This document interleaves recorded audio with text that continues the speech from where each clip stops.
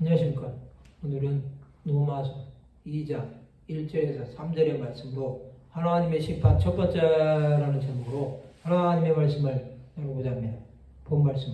그러므로 남을 판단하는 사람아 누구를 막론하고 내가 핑계하지 못할 것은 남을 판단하는 것으로 내가 너를 정죄함이니 판단하는 내가 같은 일을 행함이니라. 이런 일을 행하는 자에게 하나님의 심판이 진리대로 되는 줄 우리가 아노라. 이런 일을 행하는 자를 판단하고도 같은 일을 행하는 사람아 내가 하나님의 심판을 피할 줄로 생각하느냐. 사람은 하나님처럼 되고자 하다가 타락했습니다. 오늘은 하나님의 심판 첫 번째 시간을 가지고자 합니다. 사람은 남을 판단하기를 좋아합니다. 또 핑계를 합니다.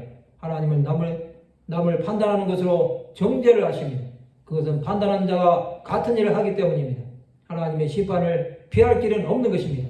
아담의 큰아들 가인은 동생 아벨이 하나님께 드린 제사를 받으시고 자신의 제사는 받지 않으심으로 아벨을 죽여 인류 최초의 살인자가 되었습니다. 이것은 판단을 함으로 죄를 저지른 것입니다. 그런 도망자 신세가 되어버린 것입니다. 다윗왕은 햇사람 우리아의 아내 바세바를 범하고 나서 우리아를 전쟁에 보내 죽게 만들었습니다.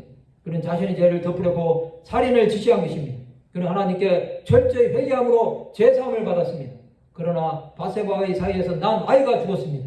또 다윗의 아들 암논이 이복 여동생 다말을 범하고 암논도 압살롬의 종들의 칼에 죽는 일이 벌어졌습니다.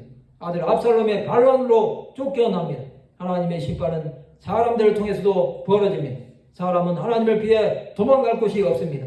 하늘에 올라갈지라도 거기 계시며 수월의 자리를 펼지라도 거기 계십니다. 하나님의 심판이 미칠 때 그분 앞에 엎드린 자는 살아납니다. 다윗은 인구조사를 하고 재앙이 예루살렘에 미칠 때 하나님 앞에 엎드림으로 더 이상 재앙이 미치지 않고 끝난 것입니다. 하나님의 심판은 피할 길이 없지만 엎드린 자에게는 하나님의 진노가 임하지 않는 것입니다. 하나님은 자기 백성들을 용서하십니다. 이사야 선지자는 하나님의 말씀에 순종하여 이스라엘 백성들에게 회개할 것에 대해 말씀했습니다. 그러나 그들은 듣지 아니하고 하나님께 매맞으며 패역을 거듭하였습니다. 예수께서는 권능을 베푸셨음에도 회개하지 않은 고라신과 베세다와 가버나움의 화를 선포하셨습니다. 하나님의 진노의 날에 살기 위해서는 예수께 피해야 합니다. 예수께서는 하나님의 마음을 돌이키실 수 있는 유일한 분이십니다. 그는 하나님과 사람 사이에 맡긴담을 허물어 주셨습니다. 그는 우리를 위한 화목제물이 되신 것입니다. 하나님의 심판에서 살아나기 위해서는 예수 앞에 와야 합니다. 이사야 55장 7절에 보면 악인은 그의 길을 불의한 자는 그의 생각을 버리고 여호와께로 돌아오라. 그리하면 그가 긍휼히 여기시리라. 우리 하나님께로 돌아오라. 그가 너그럽게 용서하시리라. 성도 여러분, 하나님의 심판 앞에서 살아나기 위해서 예수를 바라보시기 바랍니다.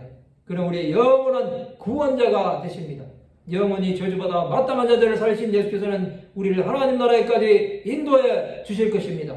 말씀을 마치고자 합니다. 하나님의 심판 앞에 구원의 은혜를 구하는 하나님의 백성들이 되시기를 주님의 이름으로 축원합니다.